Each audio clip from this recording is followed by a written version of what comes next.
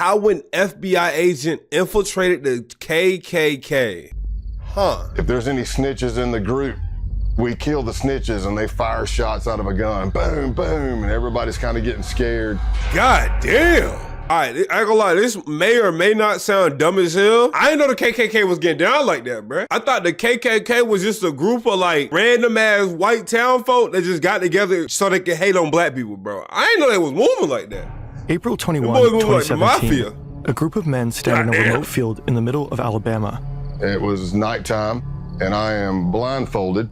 I've been instructed to place my right hand on the right shoulder of the person in front of me in line because that signifies brotherhood. The Brotherhood is the Ku Klux Klan, the United States' oldest, most notorious white supremacist hate group. This is one of their ceremonies. What they don't know, one of them is an FBI undercover agent, and he's no lightweight, 6'4", 260 pounds, covered in tattoos.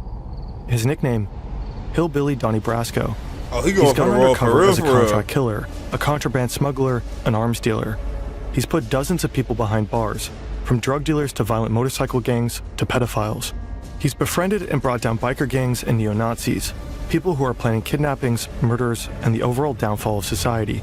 And when he... Well, I got a question though. So if he's involved in all of that, what the hell would happen if he knew that something was about to go down, like a murder or something like that, but he couldn't stop it? Would he just have to blow his cover? Would he just let that slide, bro? Holy, that's dangerous. He was saying we're going on a camping trip. What he was saying is we're going to kill somebody. And everybody's screaming death to your, F your Jewish God, death to America.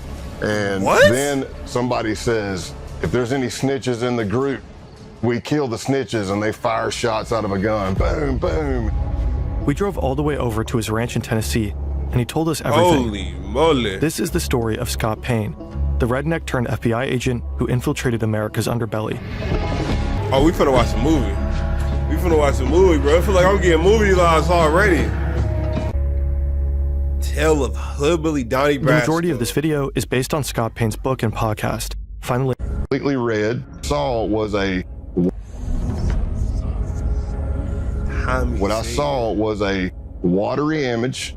It was completely red, and there was a demon looking at me in that watery kind of ripple image. Bro, what? With a grin and long crooked finger looking at me saying, "Come here," smiling. Scott is 14 years old, and he's just seen a demon. The year before, his parents divorced, and Scott went down a dark path, consulting spirits, watching diabolical horror movies, satanic rituals, deals with the devil. That's what brought him here, a friend's house, spending the night. They've had a small amount of alcohol, but no drugs, no hallucinogens. I would do like these little vignettes where I would pretend I was being possessed by a demon or I was the devil or whatever. Oh, they finally got his ass. But that's what happened. They said, you want to keep pump faking, bring your little ass over here. I'm sure what a real demon look like. I was on the couch and I was doing this scene from a movie where somebody is like being possessed by a demon. And so I'm fighting in my voice and then the demon voice comes in and there's this battle. And at the end, the demon wins and possesses the person. So that's what I act like happened. And I'm laughing like the demon and I rolled over. It all started as a mock demonic possession, but then he actually saw a demonic figure. And this was his breaking point. So let's just say after the demon scare, I got Jesus scared back into me, and that was it. Not that the devil was done with me, but I was. I know that's right, bro. I ain't that really close to God. I'm not gonna like I'm that close either. But bro, when some crazy happens, you think you about to die, bro? Watch how fast turn back to God, bro. Watch how fast start praying, knowing damn well they ain't prayed for the last 5 years of their life. Dead ass, bro. Done with him.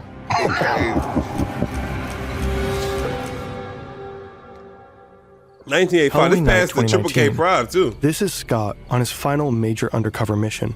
And this is a goat. It was stolen and is now at the center of a pagan ritual. It's been nearly 35 years since Scott's first encounter with the devil. But on this night, the devil is all around him. And he's definitely not done with Scott. Now we're all in a circle around the goat. Somehow I ended up at the back of it. I don't know how. It's bad luck on my part, I guess, but I'm holding the legs of the goat. Oh my goodness. He's got this blade and he's bringing it up and bringing it down in a practice swing, practice swing, practice swing. And finally somebody says, just do it.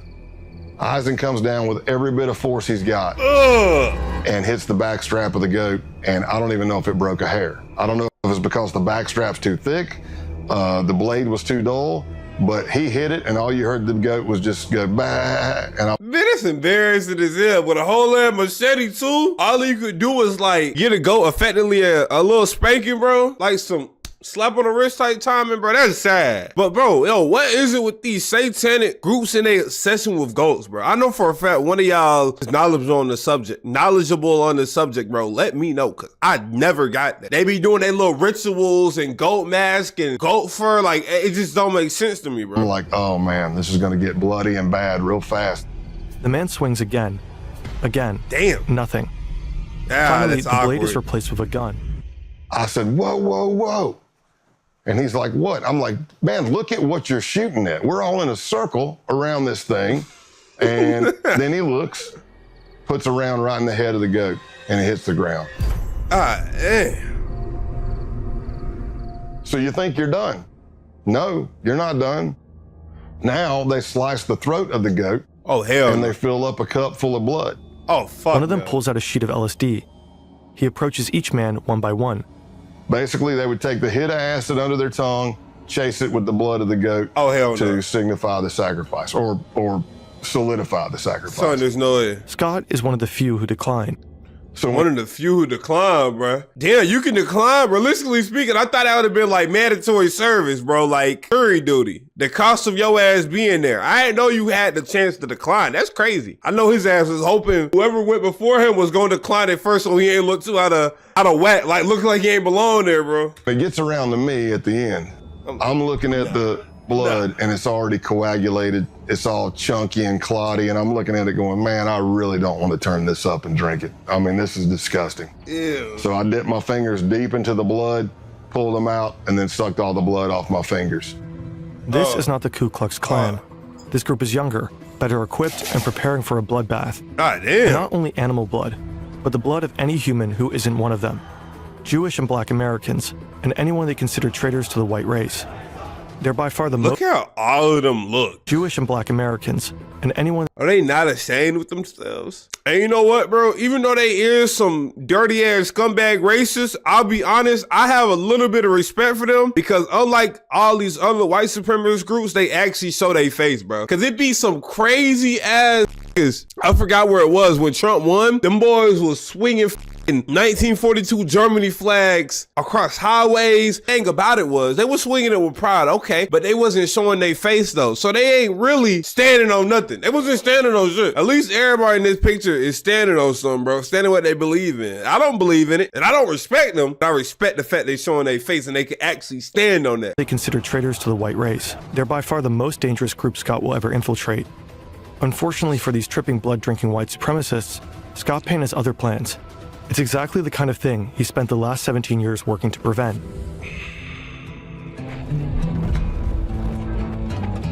Anything for a redneck? I became an redneck? FBI agent in 1998, and by 2002, I'd already done some undercovers for the FBI, but I wasn't yet certified through the FBI undercover school. So I finally got a slot. September 2002, Quantico, Virginia. This is the FBI Academy. If you make it through the year-long application process, if you pass the physical and psychological assessments, the tests, the polygraphs, I know the that interviews, shit the hard background as checks, hell, bro. if you make it through all that, you end up here, in a 20-week training program. If you get through the 20 weeks, you become an FBI agent. Scott's been here before. Now he's back, about to start the training program for undercover agents. Getting admission to the program is hard enough. Graduating is even harder. Only about half the admittees make it through. Sheesh. It's a 2-week school with no days off. We're very big on sleep deprivation. Bro, that's for some so big, bro. With all due respect, you would think it'd be longer though. Cause bro, basic training in the Air Force, like military, is like 9 to 13 weeks, bro. 2 weeks is crazy. You're going through multiple scenarios of all shapes and sizes. And there's only 20 slots for the class. Others break down. They make missteps during the high-pressure scenarios. They grow delirious and erratic from the lack of sleep. But Scott thrives. The sleep deprivation, the relentless roleplay, the grueling exercise. Oh, he meant for this. If anything, he feeds on it. Oh, he meant for this. Meanwhile, he's learning from his idols, Legendary FBI agents like Joe Pistone, who spent 6 years undercover with the Bonanno crime family. But they don't always notice him. So I remember Joe Pistone coming to speak, and I was like a kid in a candy store, man. I'm like, oh my gosh, this is Donnie Brasco. This dude did 6 years undercover in the mafia. And he's teaching, but he has this thing where he keeps kind of wanting to walk right up to the desk.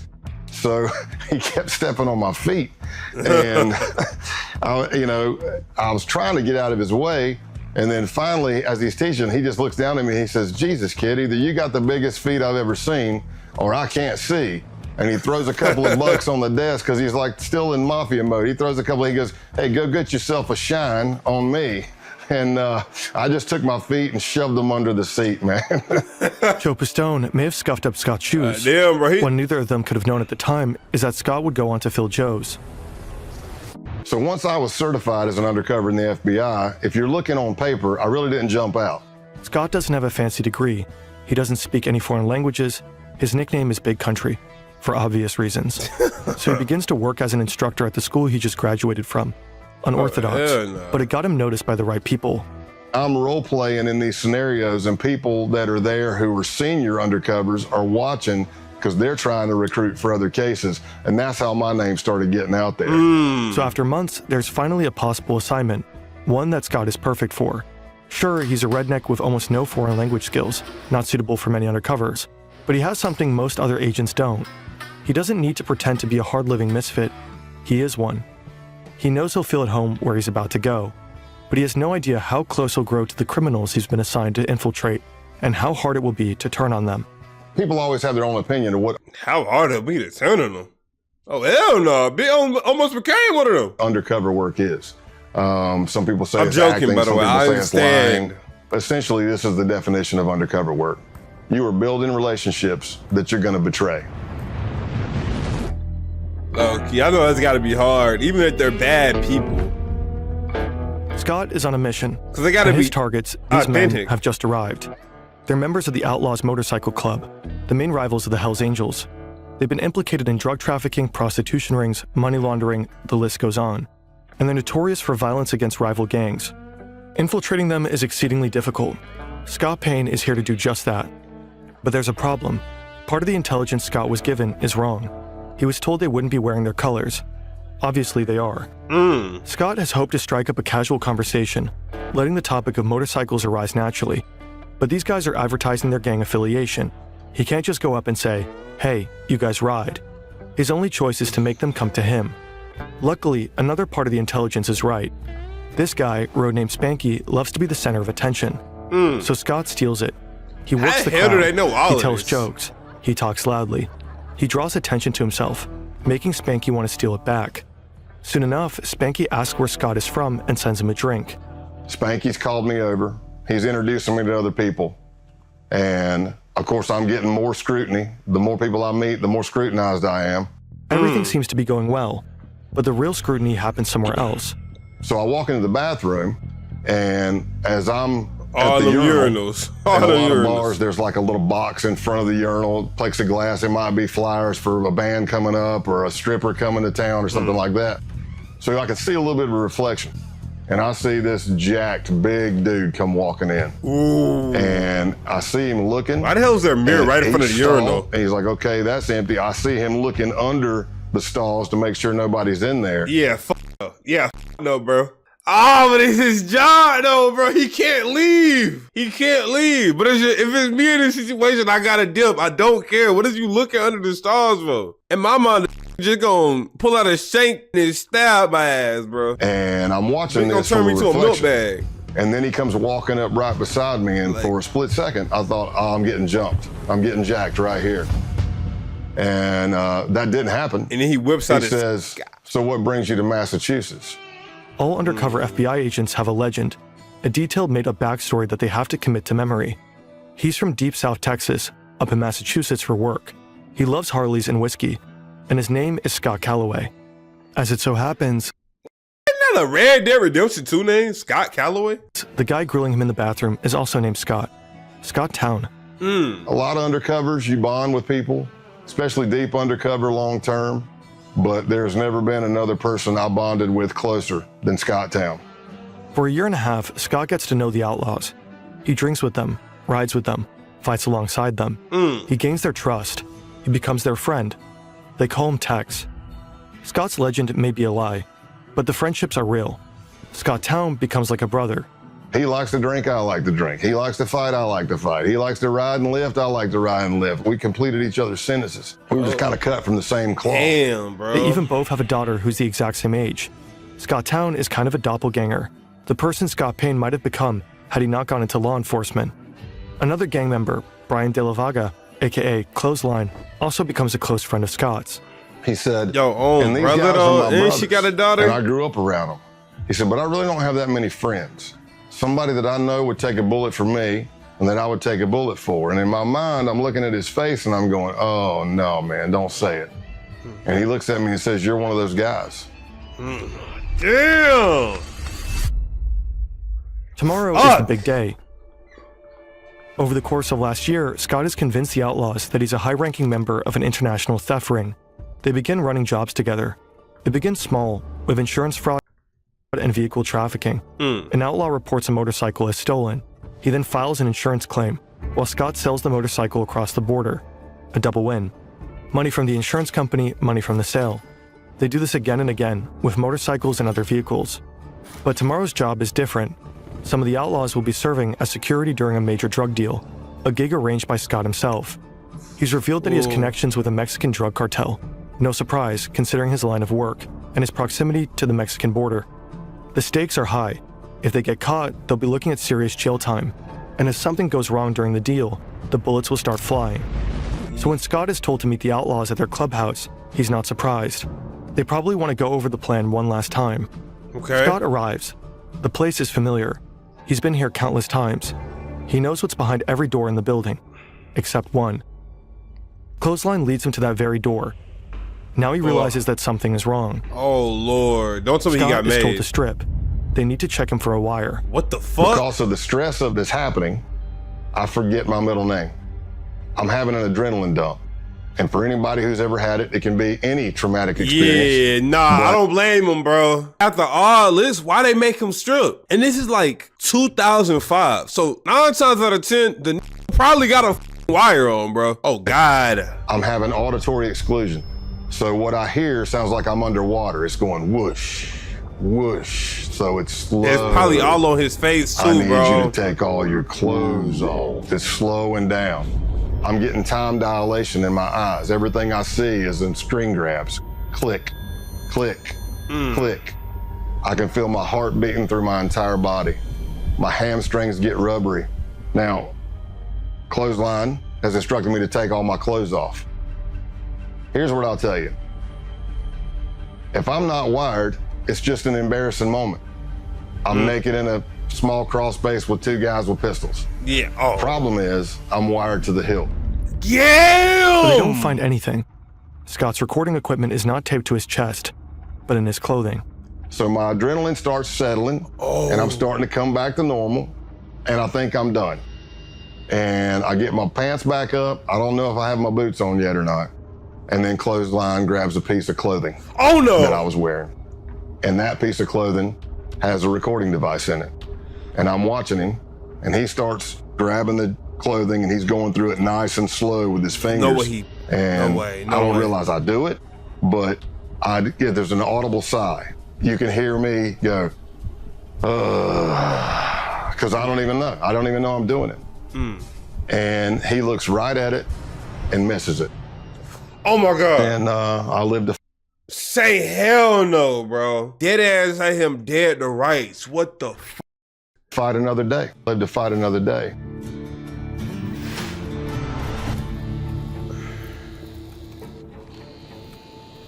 Two moving trucks enter the parking lot of the Brockton Holiday Inn. One is filled with drugs.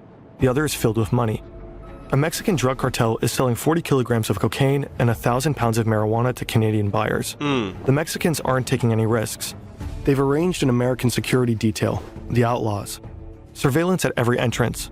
4 men in the parking lot there to provide protection, unload the drugs, and count the money. Everyone is armed and antsy. Goddamn. One false move and all hell could break loose. Yo, it's crazy as hell shit like this. Yo, it really be happening in the United States, bro. Like, in the most people will ever know about it is like random ass Chicago street gangs. Like, they don't know any of this is happening under their nose. And it's funny to me, bro. And they be the most racist people, too. The deal is wrapped up quickly. The transfer is complete. All the money's there. The outlaws are particularly relieved. But where the It FBI may be at? tough, but this is their first time working with a cartel. Now they'll get paid $15,000 for their services. Sheesh. Scott counts out the cash. He did it. He successfully tricked them. The cartel? FBI agents. The Canadians? Also FBI agents. Damn. 8 months later, a hotel in Nevada. Scott's been laying low, coordinating his undercovers from afar. His outlaw friends think he's going through a divorce. In reality, he's been diagnosed as overassigned after experiencing a severe stress-related panic attack. He's been ordered to take a 6-month timeout. He's been teaching during this time. His current class, ironically enough, is called Undercover Stressors. All the students have gone to bed, but Scott's only just returned to his hotel room. It's early 4 or 5 a.m. Yo, the weight of him betraying his boys is like, I could tell it's weighing on him, bro. And it would weigh on me too, because a year is a long ass time to get to know somebody. Even if they one of the worst people of all time, you still gonna build some type of emotional bond with them, bro. And that's the thing too. I don't know if y'all seen this. There was apparently like, let me go full, but there was apparently like a black KKK member that made a whole bunch of other KKK members change what they was doing because they realized, well, shit, black people ain't that bad. And this dude isn't even undercover. He's just being himself. He's doing what he does. He's going to the rallies and all that shit. Obviously, that's like the reverse situation, but at the same time, y'all see how it plays out? Like, bro, even if it's something that you believe in for a long ass time, like the longer, the worse for his ass, bro, because he's just gonna keep getting closer to him, bro. His ass probably met Scott Calloway's daughter. Drug deal back in November gave the FBI all the evidence necessary to arrest and imprison multiple outlaw members, but the operation has continued. Until today, the day of the takedown. Scott doesn't think he'll hear from any of them again, but then his phone rings. It's Scott Town, and he's concerned. He's heard some arrests were made, and he wanted his friend to know about it. He says he's going to take a shower and gather more information. Damn. He'll report back. And the last words we spoke to each other were, he said, "I love you, brother." And I said, "I love you too." See, that shit And that gotta was the last hurt. words I spoke to him. And probably about 45 minutes after that, a SWAT team hit his house and he went to jail. That shit In gotta the be end, 15 tough, outlaws bro. were arrested as a result of Operation Roadkill. One of them was sentenced to 21 years in prison. Damn. Clothesline got 12 and a half years. Scott Town, 7. The outlaws never saw their friend Scott Calloway again. You think they knew he was a The rat? Ku though? Klux Klan emerged in the wake of the American Civil War. From the very beginning, they were racist to the core, You raining terror and death on where- black Americans. Where's Scott at? In the late 19th century, they flogged, tortured, and lynched politically active black men, raped their wives, shot their children, and burned their schools. That's why Malcolm X did what he Historians did, consider bro. them to be America's first terrorist movement. Today, the KKK remains active, but only as a shadow of its former self. Fewer members, less influence. However, burning crosses is still one of their favorite things to do, and they've stayed true to their roots. Naturally, as a terrorist organization, they have to act in secrecy. You might assume that infiltrating them as an FBI agent is not the easiest feat. Can't be. So you may ask yourself, how do you contact the United Klans of America? Well, it turns out the group I was looking at had a hotline. Scott starts talking to a guy named John Jack, Wait, a what? Klansman whose passion for Jack Daniels earned him this nickname. Scott tells him he's got the number from a group of bikers he met at a gas station. It's a plausible story. Scott looks the part, and his time with the outlaws taught him how to play it. Biker gangs and white supremacists often run in the same circles. Jack starts talking about this rally that's coming up. Vendors, burning crosses, country music, the usual. But there's a problem. He said, "I'm not gonna lie to you, Scott. I had a band lined up, but the singer just got locked up, and I really don't know what the hell I'm gonna do about music." And I thought, this could be my end. Bro, there's no way, gang. It sound like some bro, it sound like, whoa, my brain just fucking farted. It sound like a movie, bro. Like, damn, there's no way in. The only way I can get in is by singing a song. I don't know anything. And I said, "Did I happen to mention that I'm a musician and a Like, singer?" you know what I'm saying? I said, "Well, I'll tell you what I'll do. I'll bring my acoustic and my PA system, When I get there, you can come meet me by the car. I'll strum a couple of tunes for you if you think I suck. And he's like, oh, hell, this is going to be great. It's going to be great. Scott doesn't know that he just signed up for something far more sinister. April 21st, 2017. It's the day of the Ku Klux Klan rally. I got lost multiple times until I finally drove up on this empty, I don't know, lot fenced in the middle of nowhere, but it wasn't hard to spot because the Nighthawks, which would be the Klan members in all black, who were the security force, are all standing at the gate with guns. And a lot of these people were felons. Scott's ready for an interesting time. He's been to plenty of biker gatherings, and perhaps this will be similar. During his mission, Scott will be taught the KKK's constitution and bylaws, studying the Black Klansman Handbook, which he'll learn to refer to as the Kloran. He'll become familiar with the original mystic insignia of the Klansmen. He'll learn this all in class with a K, so that he can pass the K-Uno test, the prerequisite to getting fitted for a robe. K-Uno stands for character, honor, duty. Bro, why is everything in the Ku Klux Klan look like this, bro? This literally sounds like some Harry Potter bullshit. For a robe. K-Uno stands for character, honor, duty. It's getting dark, and he's been invited to participate in a naturalization ceremony. He has no idea what this means, but all the newbies are doing it. He'd stick out if he didn't. And that's how he finds himself in the middle of a field, blindfolded, holding the shoulder of the man in front of him, a gesture meant to signify brotherhood. They are told to raise their right hands and repeat an oath. I do swear from this moment forward. And then they tell us to get down on our knees. To fostering the welfare of the white race. Bro, this is like Call of Duty Zombies, I'm on my knees, blindfolded. And further the work of America's greatest movement. They take my blindfold off, and there's a Ku Klux Klan member in a green robe. And he has this sword, and he kind of knights me. The United Klans of America. And then we all hug, and there's like a little bit of a celebration, and I'm not sure what happened. And then it hits me as I'm walking to my truck. I'm like, I think I just joined the damn Klan. Yep, that's what that was. So I got naturalized in the Ku Klux Klan that night. Oh, damn, bro. These ain't got no tight security, bro. It was that easy. All the this dude would say, I'm trying to join and I play the guitar. Biker gangs got way more order than the Triple K, I ain't gonna lie. No, but the KKK will end up being relatively short-lived. The case isn't really going anywhere. And there's another group coming into focus, a far more dangerous one. In the FBI, we started encountering more violent type extremism, not the KKK types. We're talking advanced neo-Nazism. And it led me to an accelerationist group called the Base. Them boys the look like Base they play mission Call will of provide Duty. to be far more extreme than anything Scott has ever seen. The network of violent white supremacists. An extremist group known as the Base. Violent neo-Nazi terrorists. Paramilitary group called the Base.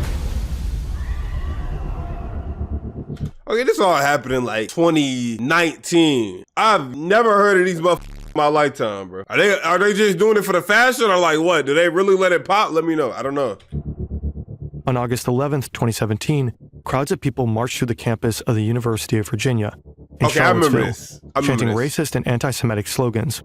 They were protesting the removal of the statue of Robert E. Lee, the famous Confederate general.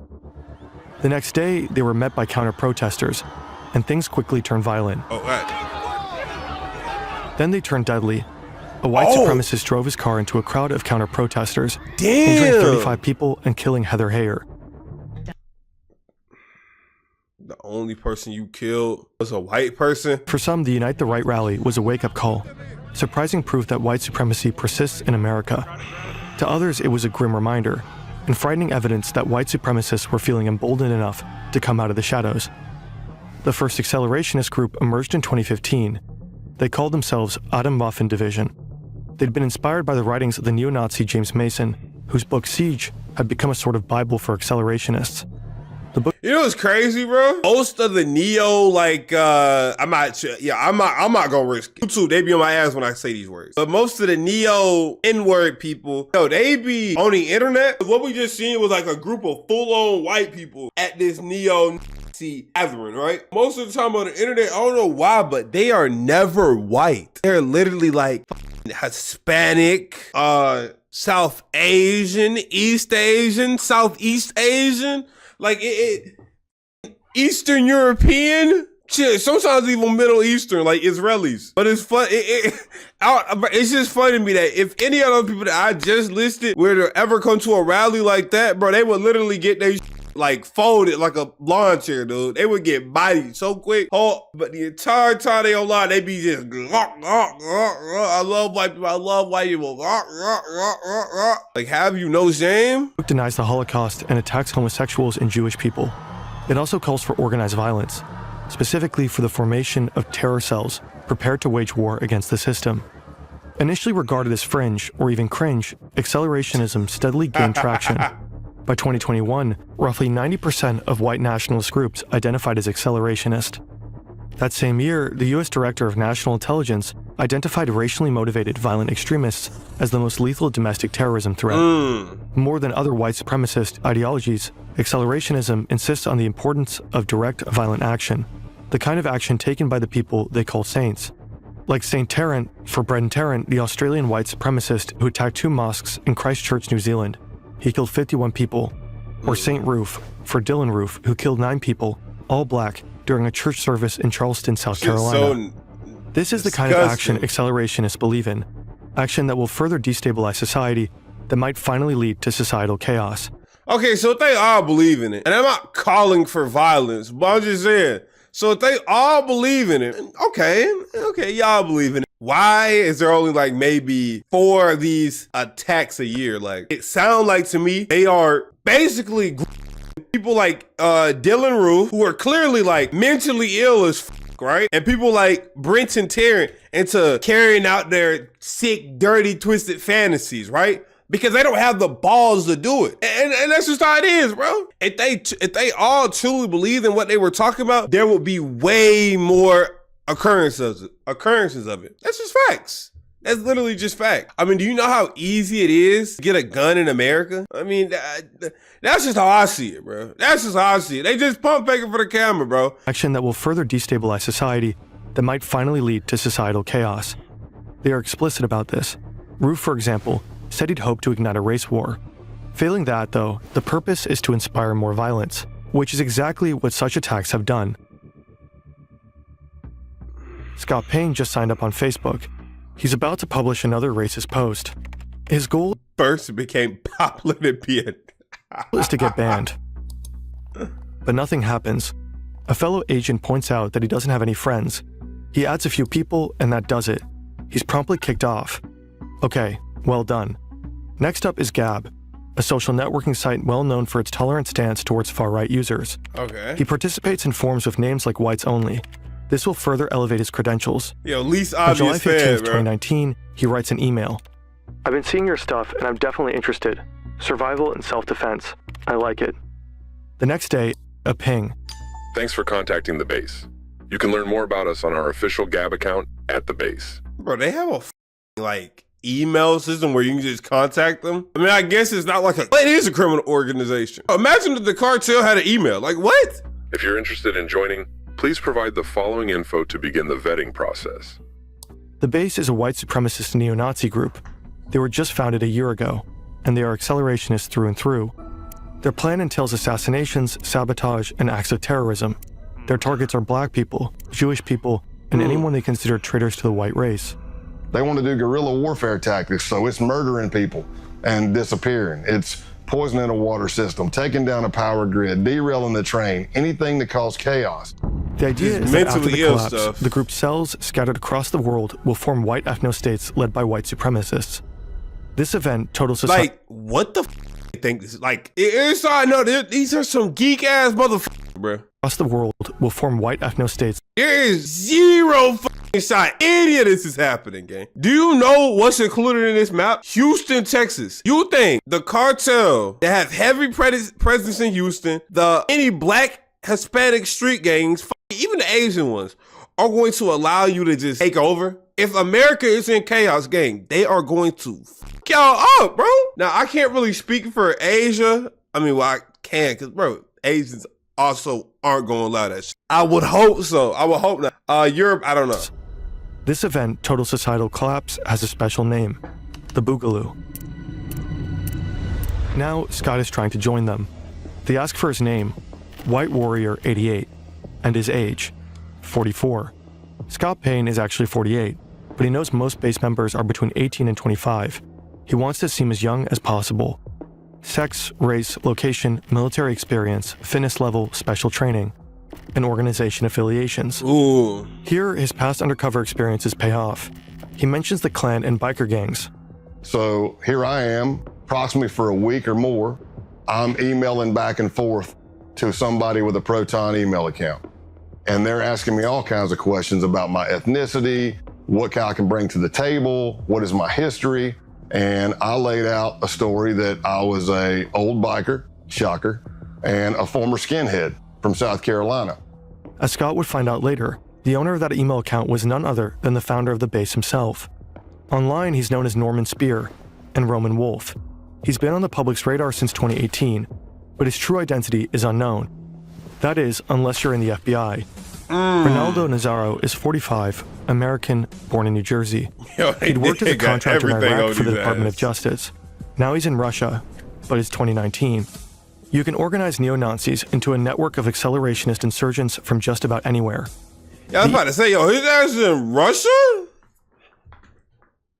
Carrying out shit happening in America? Wow, that's email crazy. exchange continues for less than a week. Then Scott is invited for a phone interview. It's supposed to take 30 minutes, but ends up lasting an hour. Now, both Scott and the base have a 24-hour grace period. After that, Scott will need to make the decision. Does he truly want to join?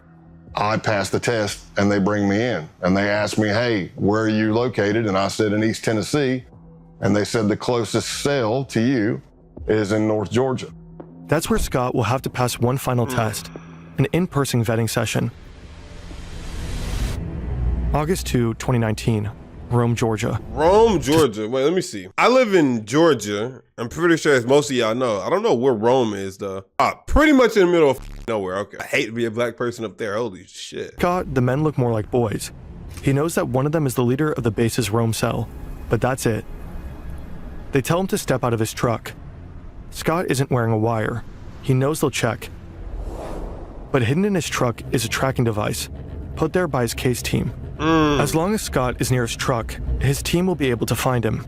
I step out, shake hands or whatever, and he says, hey, I need you to put your phone in airplane mode. And I said, okay. He pulls out this wand thing that I'd never seen before. It looked like a Geiger counter. It had a big triangle card in it, lights all over it. He wands me, and I pass because I'm fine, I don't have anything. Then he starts wanding my truck. Oh, hell no. Until he starts going to the back driver's side of my truck, which is where the case team placed my tracker. That thing he's holding in his hand starts going crazy. Oh. The closer he gets to the back of the truck, Yo. it starts beeping, beeping, beeping, beeping, beeping, beeping. I see colors going on it. I'm like, oh no, man, it's picking up the tracker. Scott braces for a fight. He's alone. His team knows where he is, but they have no idea something is wrong. But he gets lucky. The other guy wonders if the device is picking up the power lines. And he walks Bit in the fucking, what? You know what, I ain't gonna question how spared that is, bro. over and it goes crazy. And he's like, damn it, yeah, or whatever he says. Yeah, it's the power lines. Bit, what? Bit just gotta move. Yo, bro, I ain't gonna lie, his ass is living a real life movie, bro. He got saved by some crazy junk like 2 times now, bro. Shit, maybe even 3 if you count how he got into the Triple K. And then, like, what? Hey, follow us to another location. Scott has to act fast. He has to get the tracker deactivated. And I'm calling the case team and I'm like, hey, you need to shut that tracker off. And at first they're like, well, we can't shut it off. And I'm like, you have to shut it off. And they're like, well, if we shut it off, we're not sure. What if we can't get it back on and we lose you? I said, here's what I'm telling you.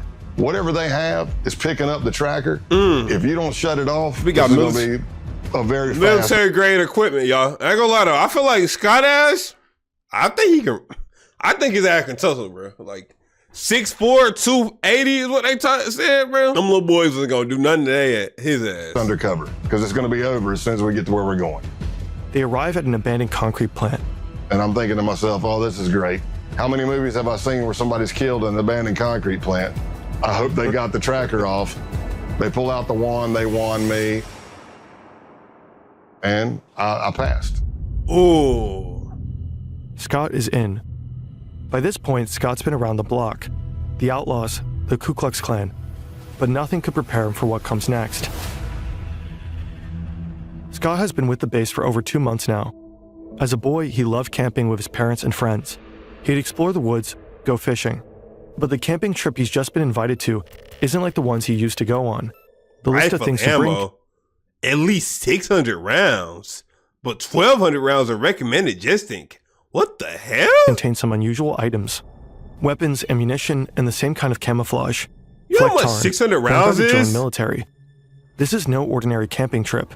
This is a hate camp, an extended training session to prepare members for the Boogaloo.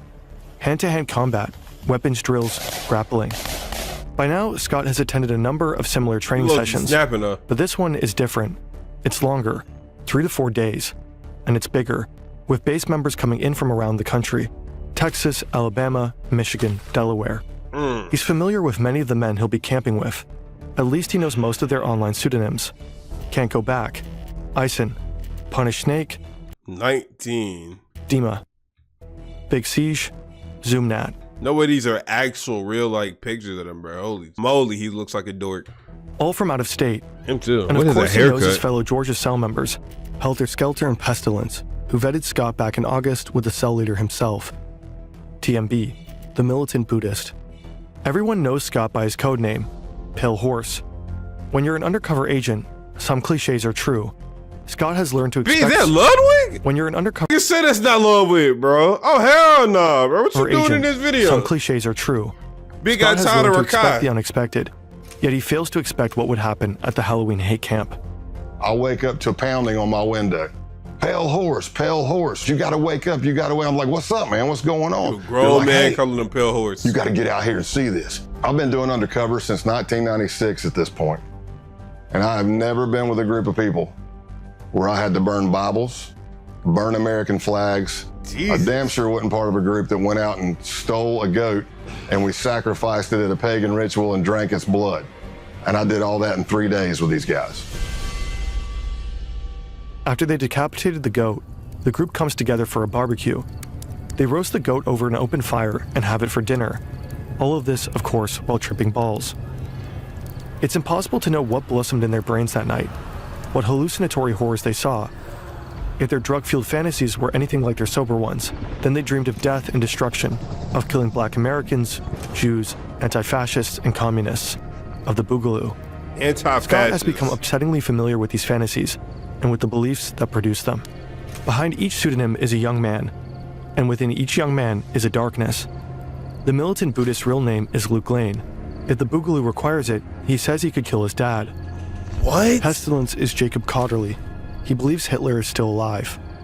Michael Helterbrand, aka Helter Skelter, says he'd have no problem killing the commie kid. Punish Snake, a former Canadian soldier who'd been doxxed by an undercover journalist, gets emotional talking about it, but he knows he'll have to kill his ex-fiancée when the Boogaloo kicks off. What? This is what I told y'all. They're just mentally ill people gassing up other mentally ill people, bro. Normal people do not think like that. She's half black. This is facts. Scott Payne The nigga literally married a half black person. Whoa. What are we talking about? Records all of this, and as he earns their trust, he records more. And we did more and more trainings through that Saturday, but by that Saturday night, we went back down to the holy site and had a bonfire. And that's where the American flags were burned. That's where holy Bibles were set on fire. And everybody's screaming, death to your, F your Jewish God, death to America.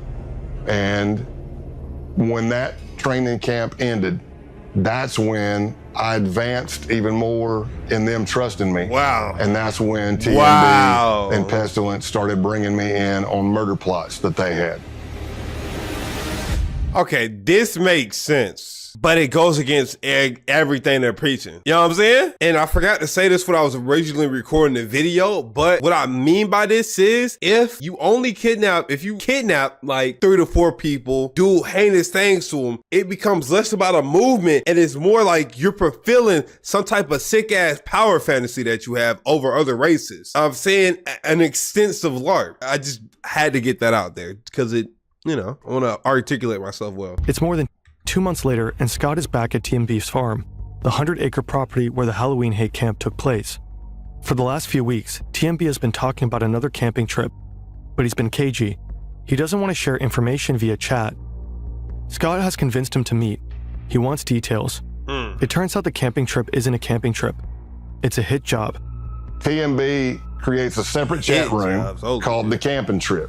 And when he was saying we're going on a camping trip, what he was saying is we're going to kill somebody. The target is an active Antifa couple in the Georgia area. It was going to be me, TMB, Pestilence, and Helter Skelter. And we were all going to make entry into the house. TMB wanted me to go with him to kill everybody. Jesus Christ. While Helter Skelter would be covering out the window to make sure no cops were coming and stuff like that, or help. And then Pestilence was going to set the house on fire. But in the planning of everything, at one point, Helter Skelter says, hey, if you don't mind, I'd like to pop my cherry on this one. That confused me because it means something completely different to me. And I'm like, what do you mean? Like, what? And he bro, this nigga probably thought he was like, yo, bro, what you gonna do with them? What you gonna do with them bodies? I would like to actually put a bullet in somebody's head as well. After casing the house, they begin the next phase of the murder plot, planning. It was pretty extensive. Like, you go to a camping site, we leave everything digital, everything phones, everything there. We go scrub ourselves at a pay-by-the-hour motel. We tape our pants to our shoes, our gloves to our shirts. Jesus Christ. Vaseline on eyebrows and facial hair. See, this is all to avoid leaving DNA for law enforcement. Damn. At one point, TMB had done research, and he said that he read that the first time somebody kills somebody, they lose control of their bowels. So he was suggesting that we all wear adult diapers. It ain't funny, but it is. I didn't tell him that I'd killed somebody before, but I told him I think I'm okay. I don't need any diapers. I was just as shocked when I got brought in on this murder plot as most people were. But while this is going on, the Baltimore cell, which is Can't Go Back, and Eisen and Punish Snake, are planning to go to this Second Amendment gun rights rally in Virginia that they thought was going to be the kickoff of the Boogaloo and the D-Day, the race war. Their idea was they knew you're going to have a bunch of Second Amendment people there, militias, 3%ers. You're going to have cops. You're going to have protesters. What if you pop a couple of rounds into that crowd? Nobody know who's shooting at who, and everybody starts shooting each other. That could be the set-off. What? Scott and his team know that they was down to take out their own people? they have to stop him, and there's no time to lose. The Pro Firearms Rally is on January 20th, 2020, just a few months away. They jump into action. The next weeks are a flurry of activity, meeting, coordinating, and planning. Finally, the day of the bust arrives. It's a Wednesday, and I'm in Rome, Georgia. I pick up Luke, who's TMB, to go to lunch, and we pull out, and as I'm driving down the road, I knew what my ruse was going to be. I was going to say something was wrong with the truck, but sure as you know what, the truck made some loud sound I've never heard. I didn't hit anything. Something just went, and I was like, did you hear that? He's like, yeah, and I go, man, if my brake calipers are frozen again, I'm going to be, because that did happen. So I took a left out of his neighborhood, pre-planned by the SWAT team, and I pull up tight to a fence. And as I go, hey, I'm going to get out and check the truck. So I'm walking around the back of the truck. Another vehicle pulls up.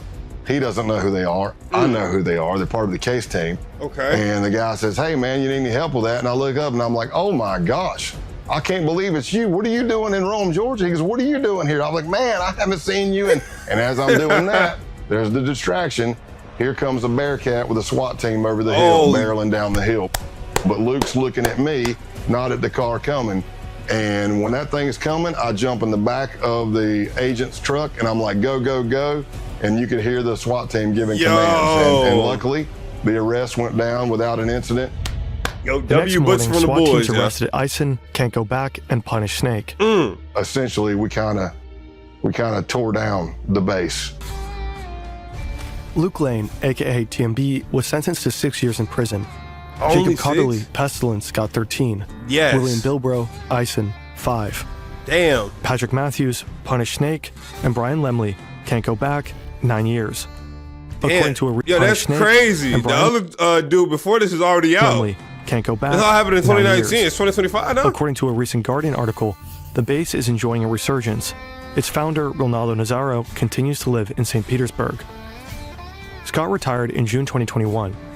At his retirement ceremony, attended by friends, family, colleagues, and top FBI brass, June 30th was named Scott Payne Day.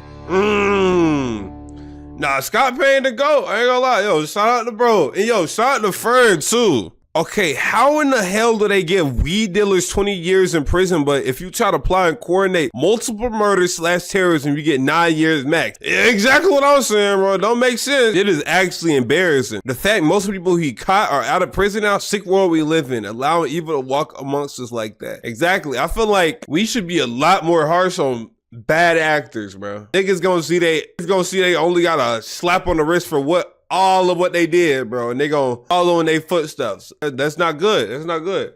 Anyways, though, if y'all did enjoy this reaction, man, make sure y'all subscribe to the YouTube channel and turn post notifications on. Also like the video. We're super close to 4.5 thousand subscribers, so it would mean a lot to me. I ain't gonna lie. I'm gonna see y'all lovely people tomorrow, though, man. Stay safe, y'all. Peace.